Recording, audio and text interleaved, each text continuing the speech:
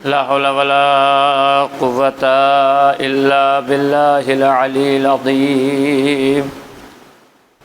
أعوذ بالله من الشيطان اللعين الرجيم. بسم الله الرحمن الرحيم.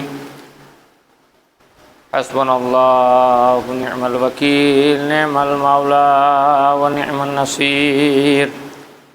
الحمد لله الذي هدانا لهذا وما كنا لنهتدي لولا أن هدانا الله.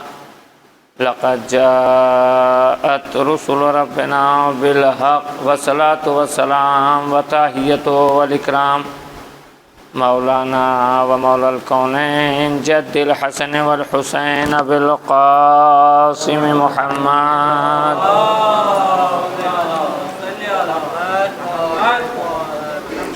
وعلى أهل بيته الطيبين الطاهرين المعصومين المظلومين المنتخبين المنتجبين. أما بعد فقد قال الله تبارك وتعالى في قرآن الحكيم. بسم الله الرحمن الرحيم. وجعلناهم أئمة يهدون بأمرنا وأوحينا إليهم فعل الخيرات وإقام الصلاة وإيتاء الزكاة وكانوا لنا عابدين. صلوات پڑھ دیں محمد وعلی محمد پر.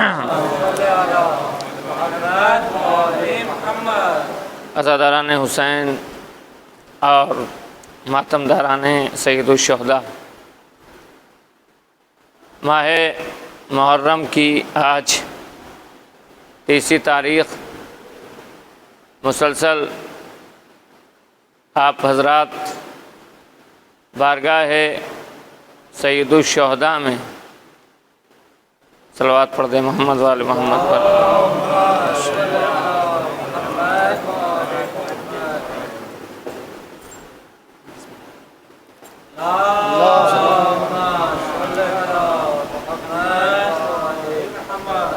عطائے حسین علیہ السلام کے حوالے سے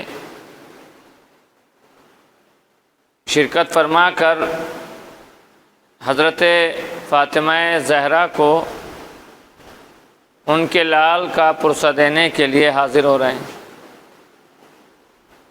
آپ حضرات کے سامنے جو سلسلہ بیان اس بار جس کا آغاز ہوا وہ انسان اور انتظامی ہدایت، اس کی آج یہ مسلسل چوتھی تقریر. ابتداً آپ حضرات کے سامنے میں نے جو گزارشات رکھیں وہ عزائے حسین کے حوالے سے ہیں کہ خالق کائنات نے ایک نعمت ہے جو ہمارے حوالے عزاداری کی شکل میں کی ہے، اور یہ قرآن کا نظریہ بھی ہے کہ ہر انسان سے نعمت کے بارے میں سوال کیا جائے گا کہ ہم نے تم کو فلاں نعمت دی تھی، تم نے اس نعمت کے ساتھ کیا کیا. اور خود نعمت کے حوالے سے قرآن مقدس کی بہت سی آیات اور احادیث میں یہ بات وارد ہے کہ جب انسان کو کوئی نعمت ملے تو انسان کو اس نعمت کے حصول کے بعد اس کا شکریہ ادا کرنا چاہیے. عزیزان محترم، مختلف طریقے ہوتے ہیں شکریہ کے. خالق کائنات نے ہزاروں نعمتیں دی ہیں ہم کو. انسان جب ان نعمتوں کا شکریہ ادا کرتا ہے تو جیسی نعمت ہوتی ہے ویسا اس کا شکریہ ادا کیا جاتا ہے. اور خود ظاہر ہے عزاداری ایک نعمت ہے تو ہمیں شکریہ کے طور پر اس انداز سے شکریہ ادا کرنا چاہیے عزاداری کی نعمت کا جسے صحیح معنی میں شکریہ کہا جا سکے. عزیزان محترم، ظاہر ہے کہ جب انسان کسی نعمت کا شکریہ ادا کرتا ہے یا اس پر شکر خدا کرتا ہے تو خالق کائنات اس نعمت میں اضافہ کرتا چلا جاتا ہے.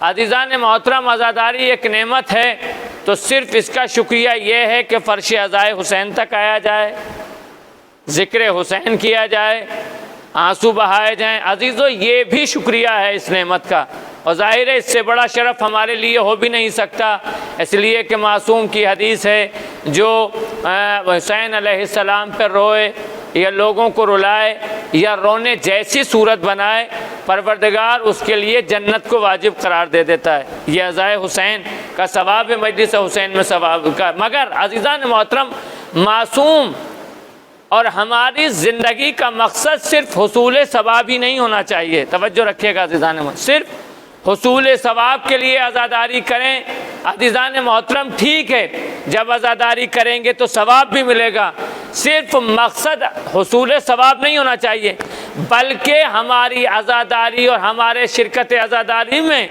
وہ چیز مین ہونا چاہیے، وہ ہمارے مطمع نظر ہونا چاہیے کہ جس کے ذریعے سے ہم مقصد حسین تک پہنچ سکیں، یعنی یہ عزاداری ذریعہ بن جائے ہمیں حسین علیہ السلام تک پہنچنے کا۔ توجہ رکھیے گا عزیزان محترم، تبھی عزاداری کا صحیح شکریہ ادا ہو سکتا ہے۔ اب عزیزان محترم، اگر عزاداری کا سچا شکریہ ادا کرنا چاہتے ہیں تو ہمیں ہر وہ کام کرنا چاہیے جو رضائے حسین ہو، یعنی جس میں آل محمد راضی ہو سکیں۔ ہم اٹھیں اس انداز سے جو آل محمد کو پسند ہو، ہم بیٹھیں اس انداز سے جو آل محمد کو پسند ہو، ہماری نمازیں ایسی ہوں جو آل محمد کو پسند ہو، ہماری عزاداری ایسی ہو جو آل محمد کو پسند ہو، اس لیے کہ خالق کائنات نے ایک لمحے کے لیے بھی انسان سے غفلت نہیں برتی ہے۔ انسان کی لمحہ بلمحہ انسان کی ہدایت کے لیے مختلف ذریعے خالق کائنات نے اسی لیے رکھے ہیں کہ انسان کسی بھی دور میں محتاج ہدایت نہ رہے۔ توجہ رکھیے گا عزیزان محترم، آپ دیکھیں اگر خالق کائنات کو ضرورت محسوس ہوئی کہ انسان کی ہدایت نبی کے ذریعے سے ہو سکتی ہے تو اس نے نبی کو ہادی بنا کر بھیجا۔ اللہ نے دیکھا کہ نہیں، اب انسان کو ہدایت کے لیے کسی رسول کی ضرورت ہے تو اس نے رسول کو بھیجا۔ خالق کائنات نے محسوس کیا کہ اب خالی نبی اور رسول سے کام چلنے والا نہیں ہے، بلکہ انسانی ہدایت کے لیے کسی کتاب کا ہونا ضروری ہے، تو اس نے توریت و زبور و انجیل و قرآن کی شکل میں کتابیں نازل کی۔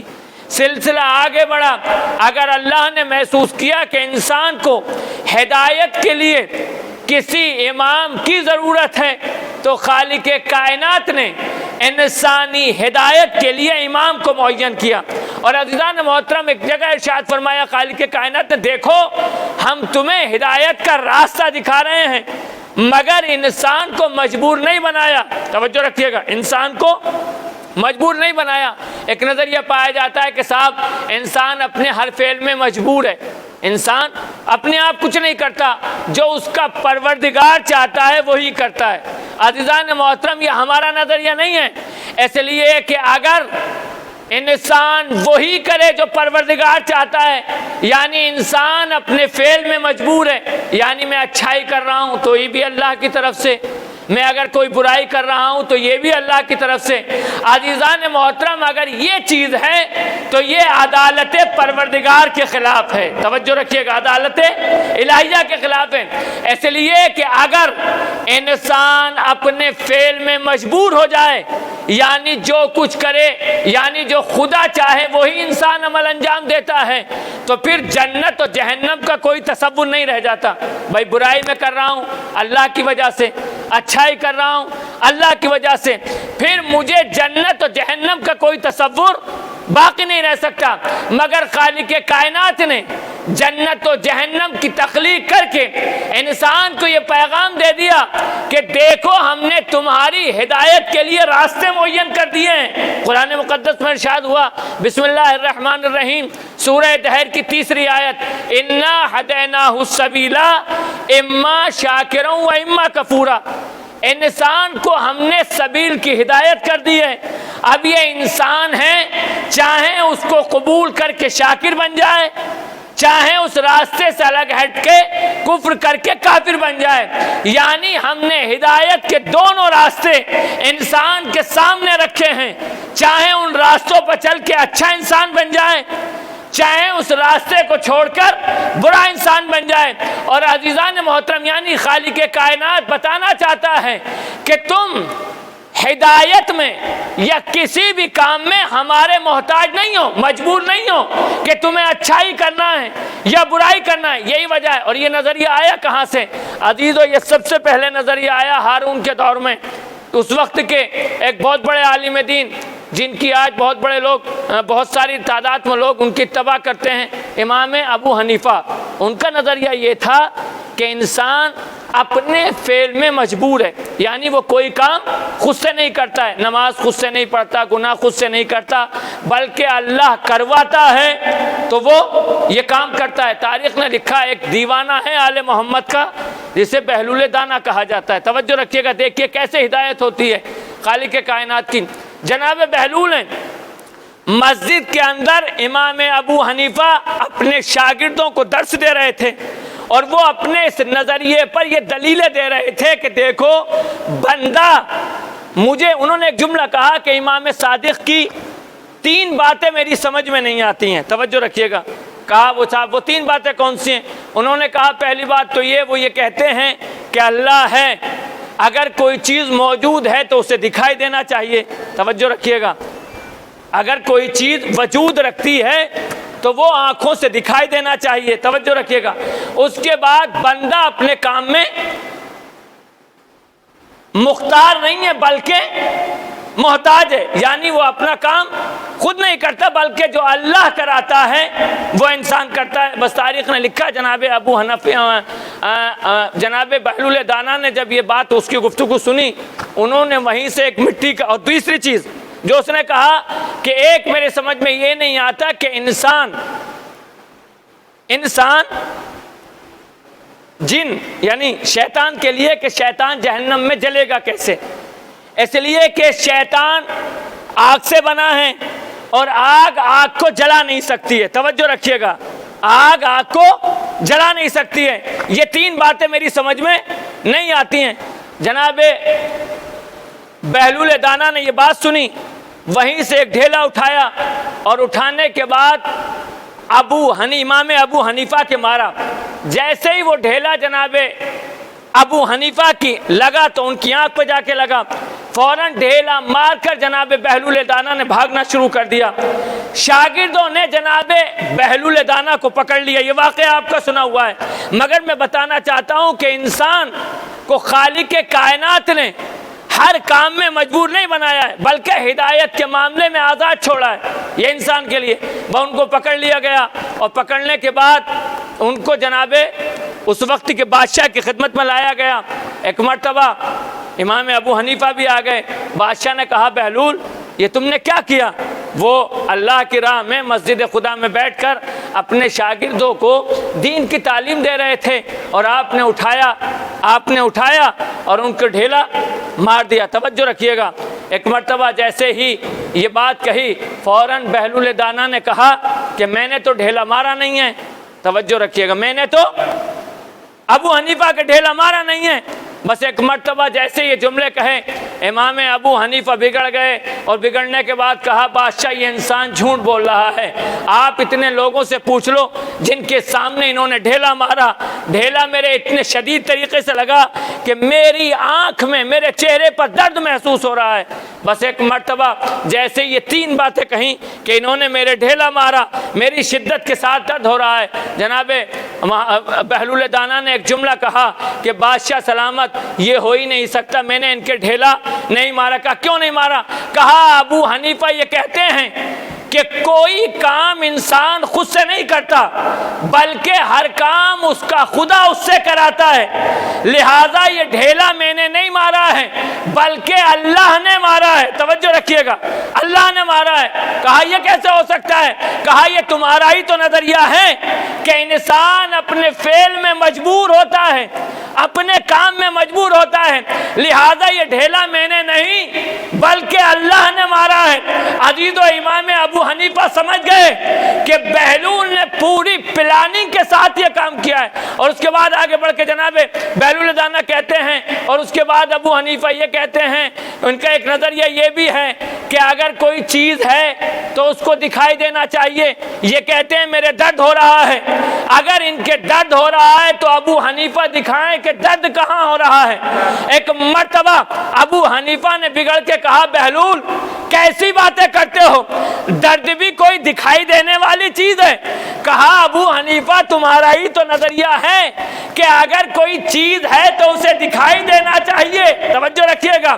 اس کے بعد ابو حنیفہ نے کہا میرے شدید درد ہو رہا. اس کے بعد امام جناب بہلول دانا کہتے ہیں اور اے ابو حنیفہ تم تو یہ کہتے ہو کہ شیطان کو جہنم نہیں جلائے گا, چونکہ شیطان آگ سے بنا ہے اور جہنم بھی آگ کا حصہ ہے, آگ کو جلا نہیں سکتی. لہذا اگر میں نے تمہارے ڈھیلا مارا بھی ہے تو وہ تمہارے اثر نہیں کر سکتا, اس لیے کہ تم بھی مٹی سے بنے ہو, ڈھیلا بھی مٹی کا تھا, لہذا مٹی کے اثر نہیں کر سکتی. عزیزو بس جیسے یہ باتیں جناب بہلول دانا نے کہی, بھرے دربار میں ابو حنیفہ سر کو جھکائے ہوئے چلے گئے اور ایک جاتے جاتے پیغام دے گئے کہ سب سے الجھ جانا آل محمد کے دیوانوں سے مت الجھنا. صلوات پڑھ دیں محمد والے محمد پر. یعنی دیکھیے ایک دیوانہ ہے آل محمد کس طرح بھرے دربار میں انسان کو ہدایت کی طرف دعوت دے رہا ہے. میں نے کل جہاں اپنے بیان کو چھوڑا تھا کہ اگر انسان ابتدائے کائنات میں پہلے بننے والے ہادی جناب آدم کی خلافت پر غور و فکر کر رہے تو بہت سارے جھگڑے ختم ہو سکتے ہیں, اختلافات ختم ہو سکتے ہیں. قرآن مقدس جس کو میں نے عنوان بیان کے طور پہ پڑھا, ارشاد ہوا وَجَعَلْنَاهُمْ, اور ہم نے ان کو بنایا ائمتاً, امام. یعنی پہلی فرصت میں امام کی ایک صفت یہ سامنے آتی ہے کہ امام وہ ہوتا ہے جسے خالق کائنات بناتا ہے, جسے وجعلناہم ائمتاً, اور ہم نے ان کو امام بنایا. تو معلوم ہوا اگر کسی کو امام مانو اس معنی میں جو خالق کائنات چاہتا ہے تو یہ دیکھ لینا کہ اس کو امام اللہ نے بنایا ہے یا اللہ کے علاوہ کسی اور نے بنایا ہے. اور اس کے بعد کیا کہا وَيَهْدُونَا بِأَمْرِنَا, اور دوسری صفت اور دوسری خصوصیت کیا ہے امام کی؟ پہلی صفت اللہ بناتا ہے, دوسری یہ کہ وہ ہدایت کرتے ہیں بے امرنا, کس کی؟ اللہ کے امر سے. یعنی وہ اپنی طرف سے کچھ نہیں کہتے ہیں بلکہ جو امر الہی ہوتا ہے وہ اس کے ذریعے سے ہدایت کرتے ہیں. اور اس کے بعد تیسری صفت امام کی بتائی وَأَوْحَيْنَا إِلَيْهِمْ, ہم ان کی طرف وحی کرتے ہیں. کس چیز کی وحی؟ فعل الخیرات, یعنی نیکیوں کی, اچھے کام کی. وَإِقَامَ الصَّلَاۃ, اور نماز کے قائم کرنے کی. وَإِيتَاءَ الزَّکَاۃ, اور زکوٰۃ کے ادا کرنے کی. وَكَانُوا لَنَا عَابِدِينَ, اور وہ ہمارے عبادت گزار بندے ہیں. یعنی قرآن مقدس نے اس آیت میں امام کی تقریباً 7 صفات کو بیان کیا. پہلے کیا ہے؟ وہ اللہ کا بنایا ہوا ہو, دوسرے ہدایت کرتا ہو, تیسرے امر الہی سے ہدایت کرتا ہو, چوتھے اچھے کام کی طرف لوگوں کو حکم دیتا ہو, پانچویں اقامہ صلاۃ یعنی نماز قائم کرتا ہو, چھٹے ایتاء زکوٰۃ کی ادائیگی کا پابند ہو, ساتویں عبادت گزار ہو. یہ معصوم امام کی صفات خالق کائنات نے قرآن میں بیان کی. میں نے کیا کہا کہ بنانے کا اختیار امام یا ہادی یا نبی یا رسول یا خلیفہ کس کو ہے؟ خالق کائنات کو, اس کے علاوہ کوئی نہیں بنا سکتا. اور اسی لیے ابتدائے کائنات میں خالق کائنات نے جناب آدم کی خلافت کے لیے بھی یہی لفظ استعمال کیا, انی جاعلن, میں بنانے والا ہوں. انی جاعلن فی الارض خلیفہ, زمین پر اپنا خلیفہ. جناب آدم کو بنا دیا گیا, روح پھونک دی گئی, شیطان نے انکار سجدہ کیا اور خالق کائنات نے اس کو جب اپنی بارگاہ سے نکلنے کا حکم دیا. کیوں؟ اس لیے کہ شیطان کے ذہن میں 2 چیزیں تھیں. ایک, وہ اپنے آپ کو اس زمانے کے بڑے لوگوں میں تصور کر رہا تھا جو قرآن کا نظریہ تھا ام کنت من العالین جو میں نے کل بیان کیا. دوسرے اس نے جناب آدم کے مادے اور مٹیریل پر نگاہ کر کے اپنی افضلیت کا اعلان کیا کہ میں اسے سجدہ کیوں کروں, تو نے مجھے آگ سے بنایا ہے, اس کو مٹی سے بنایا ہے.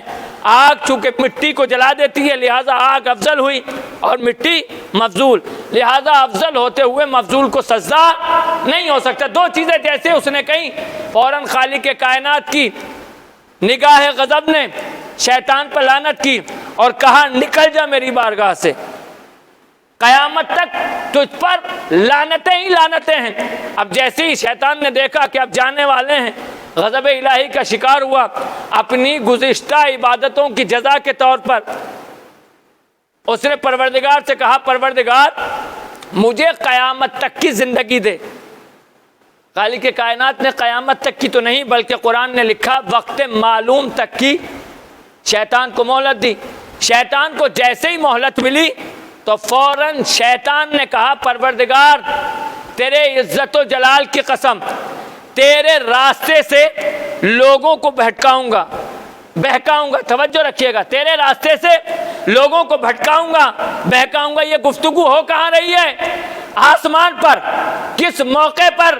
جب خالق کائنات انسانی ہدایت کے لیے اپنے خلیفہ کا اعلان کر رہا ہے. بھائی اسی بز میں ہے نا, فرشتوں کے سامنے آدم خلیفہ بن گئے, اب ایک بحث چل رہی ہے. شیطان کہہ رہا ہے مجھے زندگی چاہیے, اور جب زندگی ملی کہا میں تیرے بندوں کو بہکاؤں گا, تیرے راستے سے سوائے مخلص بندوں کے چھوڑ کے سب کو بہکاؤں گا. اب عزیزان محترم کیا ایسے موقع پر خالق کائنات نہیں جانتا کہ آج میری بارگاہی سے صحیح, رائندہ درگاہ الہی صحیح زمین پہ جا رہا ہے لوگوں کو بہکانے کے لیے, اور لوگوں کو بھی کہیں اور نہیں بلکہ میرے ہی راستے سے بہکائے گا. تو ایسے موقع پر خالق کائنات نے کہا جا, اگر جس کو تو بہکائے گا اسے سوائے جہنم کے کہیں اور نہیں بھیجوں گا.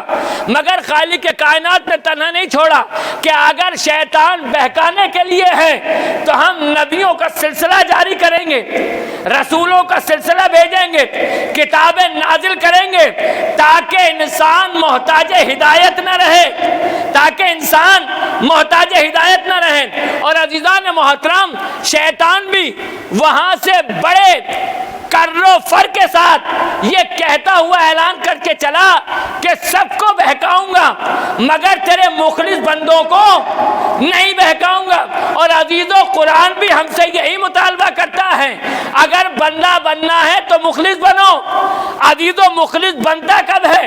کہا جب تک انسان کے عمل میں اخلاص نہ آ جائے کوئی مخلص نہیں بن سکتا. اب میں آپ کو روک کے مجلسی انداز میں ایک جملہ کہوں, کائنات میں سب سے افضل مخلوق کون؟ کائنات کی سب سے افضل مخلوق کون؟ کہا پیغمبر اسلام. توجہ رکھیے گا بھائی, ہمارے نبی سے افضل کوئی ہے؟ افضل المرسلین بھی ہیں, خاتم النبیین بھی ہیں, صاحب شریعت بھی ہیں. اور عزیزان محترم نبیوں سے مخلص زیادہ کوئی مخلص بندوں میں نبیوں کا شمار ہے یا نہیں؟ اسی نبیوں میں افضل مرسلین ہیں. توجہ رکھیے گا, پیغمبر اسلام کی عظمت کے لیے خالق کائنات نے 3-4 مقام پہ عجیب و غریب گفتگو کی ہے.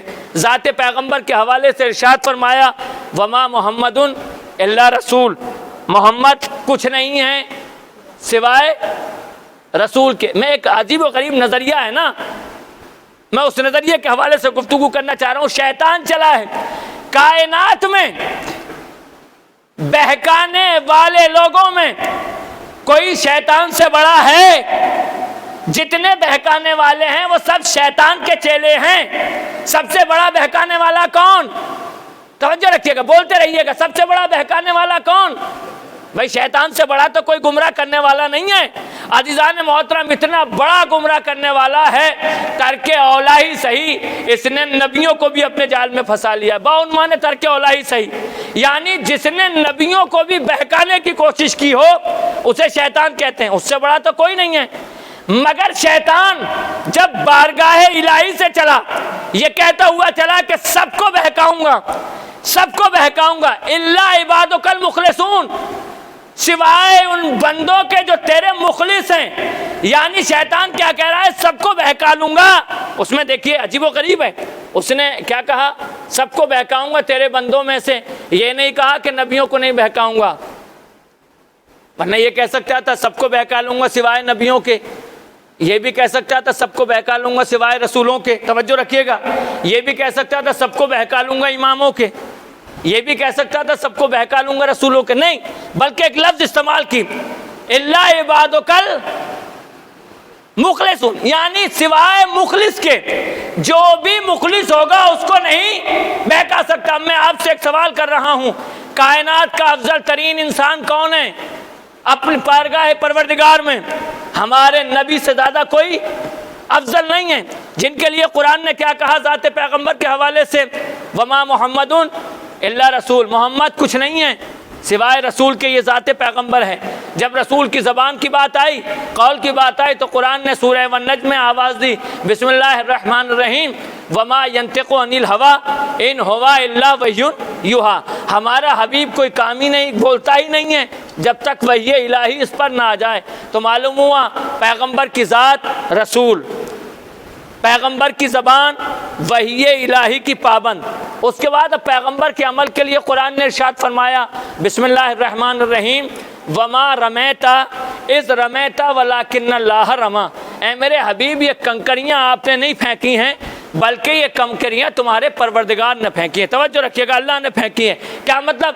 یعنی یہ عمل جو رسول عمل دیتا ہے وہ رسولی کا عمل نہیں ہے، بلکہ اس عمل کی ذمہ داری خالق کائنات نے لے لی ہے۔ تو تین چیزیں ہو گئی، ذات رسول، ذات محمد رسالت ہے، زبان وحی الہی کی پابند ہے، عمل اللہ کی طرف منسوب ہے، اور اس کے بعد ایک چوتھی چیز اور آ جاتی ہے جہاں سے یہ ساری چیزیں نکلتی ہیں۔ انسان جب کوئی کام کرتا ہے تو سب سے پہلے ارادہ کرتا ہے نا، جب بولتا ہے تب بھی ارادہ کرتا ہے، جب کوئی عمل کرتا ہے تب بھی ارادہ کرتا ہے۔ جب تک انسان کی کوئی چیز مرضی میں نہ آ جائے، ذہن میں نہ آ جائے، انسان نہ کرتا ہے اور نہ بولتا ہے۔ اب یہ سوچ کے لیے خالق کائنات نے کیا کہا؟ وما تشاؤون الا ان یشاء اللہ، یہ جو میرے بندے ہیں نا محمد و آل محمد، یہ وہی چاہتے ہیں جو ان کا پروردگار چاہتا ہے۔ توجہ رکھیے گا عزیزو، اتنی بڑی ذمہ داری و ضمانت خالق کائنات نے کسی کی نہیں لی جتنی ذات پیغمبر کے لیے۔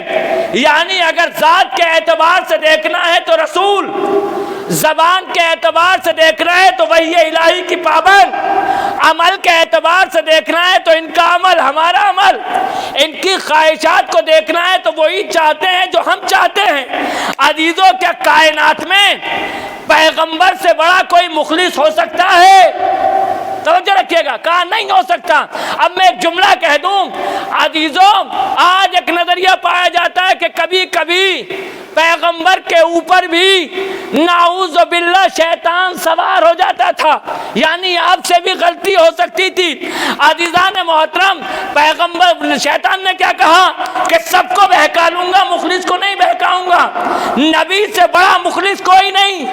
عزیزوں، اور شیطان نے کیا کہا کہ مخلص کو نہیں بہکا سکتا۔ عزیزوں، ایک سوال پوچھوں، جب نبی کو شیطان نہیں بہکا سکتا تو کیا کوئی شیطان سے بڑا بھی تھا جو نبی کو بہکا سکتا تھا؟ صلوات پڑھ دیں محمد والے محمد پر۔ خالق کائنات نے اپنے ہادیوں کو جو انسانی ہدایت کے لیے بھیجے ہیں، ان کے یہاں سب سے بڑی کوالٹی یہی رکھی ہے کہ ان کے یہاں اخلاص کو رکھا ہے، یعنی مخلص ہیں، اور لفظ مخلص استعمال کیا ہے۔ عزیزان محترم، یاد رکھیے کہ اس منزل پر صرف نبی یا معصوم یا امام یا رسولی نہیں، اگر انسان صحیح معنی میں سیرت آل محمد پر عمل کرے وہ بھی مخلص ہو سکتا ہے، مگر اس کے لیے پہلی شرط یہ ہے کہ انسان کا ہر عمل خلوص نیت کے ساتھ ہونا چاہیے۔ اور عزیزان محترم، اسی لیے شیطان نے یہ نہیں کہا کہ میں نبیوں کو نہیں بہکاؤں گا، رسولوں کو نہیں بہکاؤں گا، بلکہ مخلص کہا۔ اور مخلص معصوم بھی ہو سکتا ہے، غیر معصوم بھی اس میں داخل ہو سکتا ہے، مگر شرط کیا ہے؟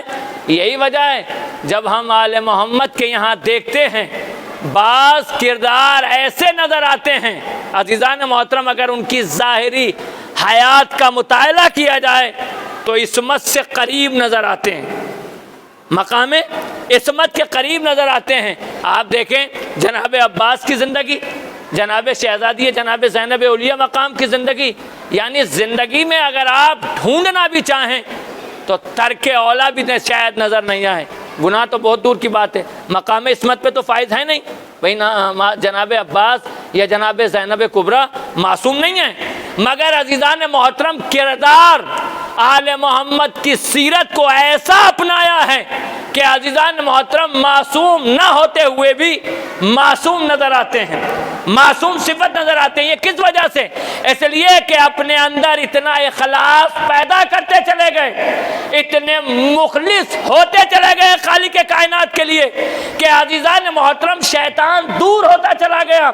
عزیزان محترم میں یہ کہتا ہوں کہ چلیے کہ ہم معصوم کی سیرت کا کما حق ہو تاثر نہیں کر سکتے، مگر ہم مولا عباس کو تو نمونہ عمل بنا سکتے ہیں، شہزادی جناب زینب کو تو اپنا نمونہ عمل بنا سکتے ہیں۔ عزیزان محترم یہ وہ شخصیتیں ہیں جنہوں نے معصوم کی زندگی کو سمجھنے کے لیے راستے کھولے ہیں۔ عزیزان محترم مولا حسین کی عظمت کو سمجھنے کے لیے جناب عباس کی عظمت کو سمجھنا ہوگا کہ جناب عباس نے اس طرح سے اطاعت کی اپنے وقت کے امام کی کہ عزیزان محترم بالکل عصمت کے قریب نظر آ رہے ہیں۔ شہزادی جناب زینب نے اس طرح تاثر کی اپنی والدہ ماجدہ کی کہ بالکل ثانیہ زہرا کہی جا رہی ہیں، ثانیہ حیدر کرار کہا جا رہا ہے۔ کیوں؟ اس لیے کہ جناب عباس اور جناب زینب کبریٰ ہمارے لیے ایک مکمل نمونہ عمل ہیں۔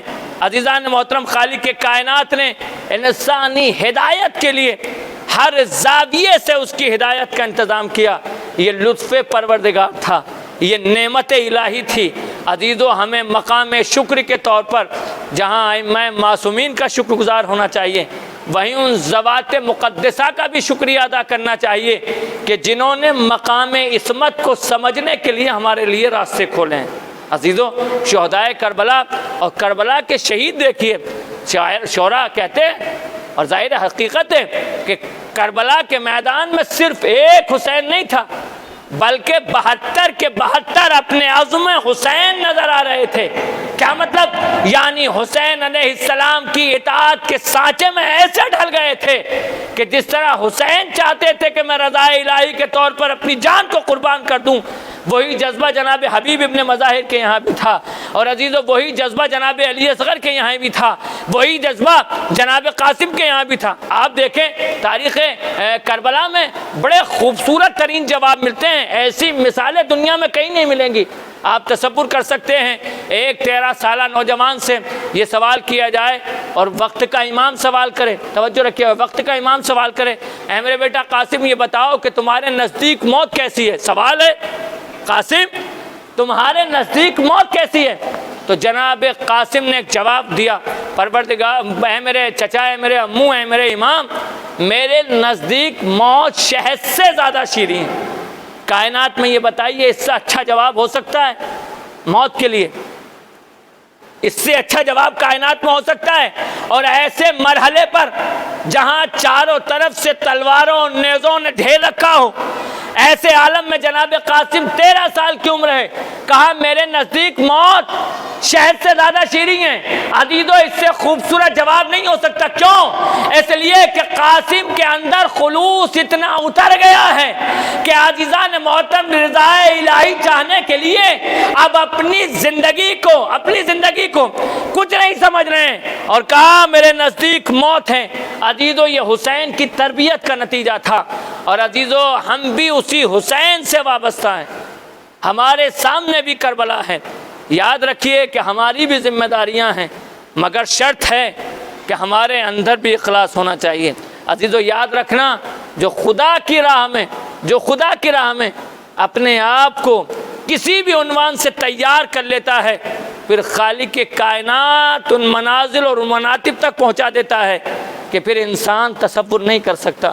عزیزان محترم بہت سے کردار ہیں کربلا کے میدان میں جنہیں کربلا سے پہلے کوئی جانتا نہیں تھا، مگر ایک دن نے، عاشور کے دن نے کربلا کے ان کرداروں کو لازوال بنا دیا ہے۔ کیوں؟ اس لیے کہ وہ اخلاص کے ساتھ حسین اور خدائے حسین سے وابستہ ہو گئے تھے۔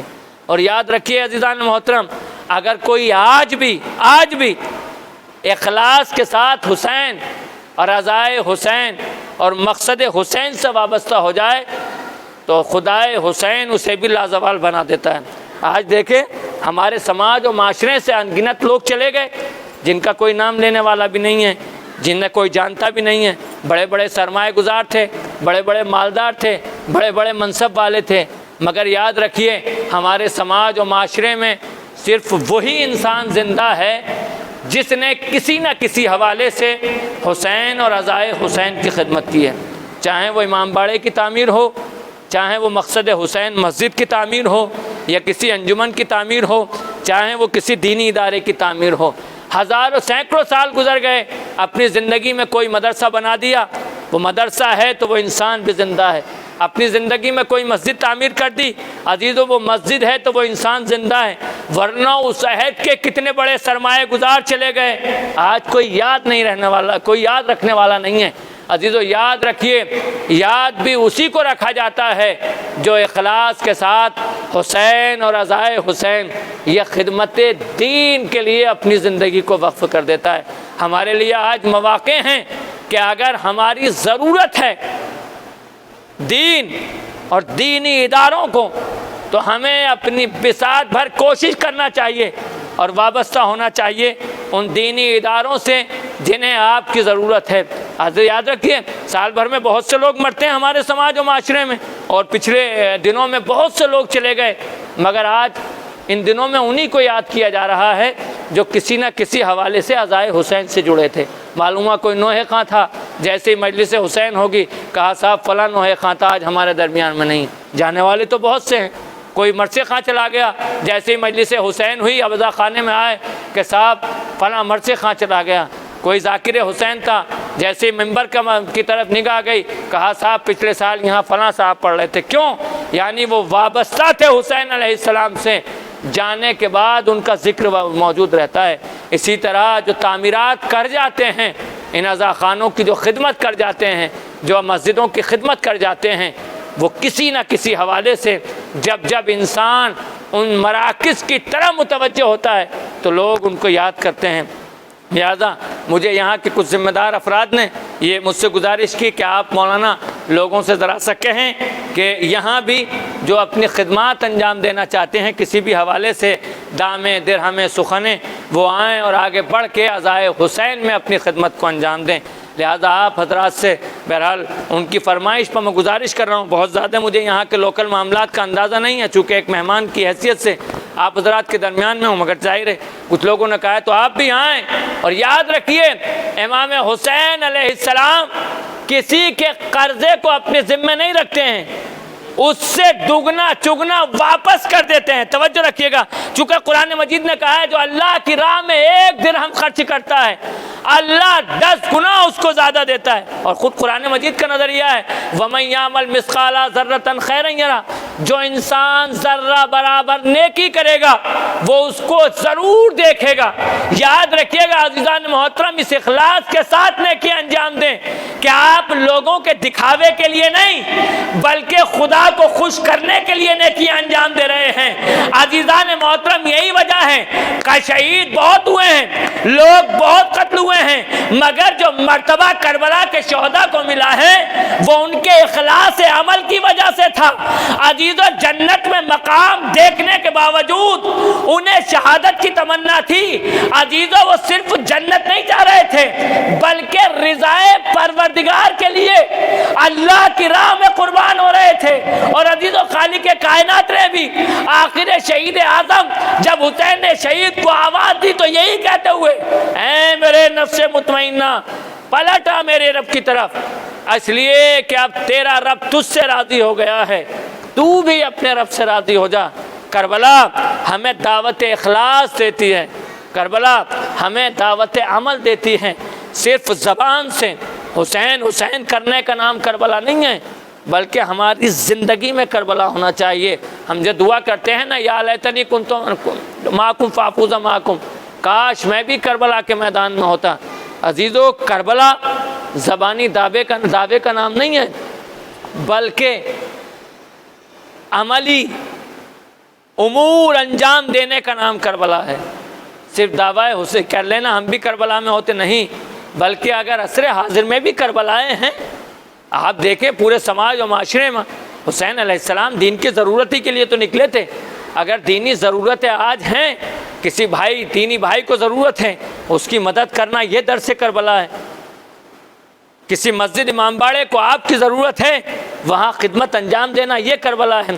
کہ کسی یتیم کو پرورش کے لیے آپ کی ضرورت ہے، اس یتیم کی پرورش کرنا یہ کربلا ہے۔ یعنی حسین علیہ السلام دعوت عمل دے کے گئے ہیں، اور عزیز و حسین جس مظلومیت کے ساتھ گئے ہیں، اور یہی وجہ ہے کہ شہادت حسین کے بعد ہمارے معصومین نے جتنا زور کربلا کے لیے دیا ہے، وہ شاید کسی اور واقعے کے لیے نہیں دیا۔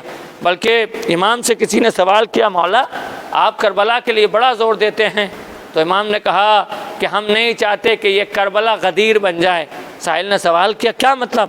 کہا جس طرح لوگوں نے غدیر کو فراموش کر دیا، اگر ہم کربلا کی یاد دہانی نہ کرائیں تو ایسا نہ ہو کہ غدیر کی طرح لوگ کربلا کو بھول جائیں۔ اس لیے کہ اگر غدیر نہ بھلائی گئی ہوتی تو یہ واقعہ کربلا نمودار نہ ہوتا۔ غدیر کی فراموشی کا نتیجہ کربلا ہے، لہٰذا اب اگر ہم کربلا کو فراموش کر دیں تو یہ پھر دین باقی نہیں رہ سکتا۔ عزیزو، جیسے ہی محرم کا چاند نمودار ہوتا تھا نا، تو آل محمد کی سیرت تھی، چاہے وہ جس زمانے جس امام کا دور رہا ہو، ان کے آنسوؤں کی آہٹ اور ہائے حسین کی صدائیں محرم کے چاند کا اعلان کر دیا کرتی تھی۔ عزیزو، 8ویں امام کا زمانہ ہے، امام اپنے صحابی شبیب سے کہتے ہیں، شبیب دیکھیے یہ محرم کے 10 دن ہیں، مصائب حسین پڑھنے کی ضرورت نہیں ہے، صرف تصور کربلا ہو اور ہماری آنکھوں سے آنسو جاری ہو جائیں، یہ الفت حسین ہے۔ مولا کہتے ہیں فرزند شبیب، اگر تمہیں کسی مصیبت پر رونا آیا کرے نا، تو ہمارے جد مظلوم حسین کی مصیبتوں پہ رو لیا کرو، اس لیے کہ کائنات میں میرے جد حسین مظلوم سے بڑا مظلوم کائنات میں کوئی نہیں ہے۔ اور اس کے بعد امام نے فرمایا، شبیب تمہیں معلوم ہے کہ میرے جد حسین کو کیسے شہید کیا گیا؟ شاید میں جملے کی وضاحت کر جاؤں تو آپ کی آنکھوں سے آنسو جاری ہو جائیں گے، مگر تصور شرط ہے، محسوس کیجئے گا۔ امام فرماتے ہیں، 8ویں امام، ذبح الحسین کما یذبح الکبش، میرے جد کو ایسے ذبح کیا گیا جیسے بھیڑ کو ذبح کیا جاتا ہے۔ یہ 8ویں امام کا جملہ ہے عزیزو۔ ہمارے جد کو یعنی میرے حسین کو ایسے ذبح کیا گیا جیسے بھیڑ کو ذبح کیا جاتا ہے۔ عزیزو، آپ کو معلوم ہے امام نے کیا کہا ہے؟ امام نے کیا کہا کہ ایسے ذبح کیا گیا جیسے بھیڑ کو ذبح کیا جاتا ہے۔ امام نے یہ کیوں نہیں کہا کہ ایسے ذبح کیا گیا جیسے بکری کو ذبح کیا جاتا ہے؟ بکری کو ذبح کیا جاتا ہے عزیزو، 2 وجہ ہیں۔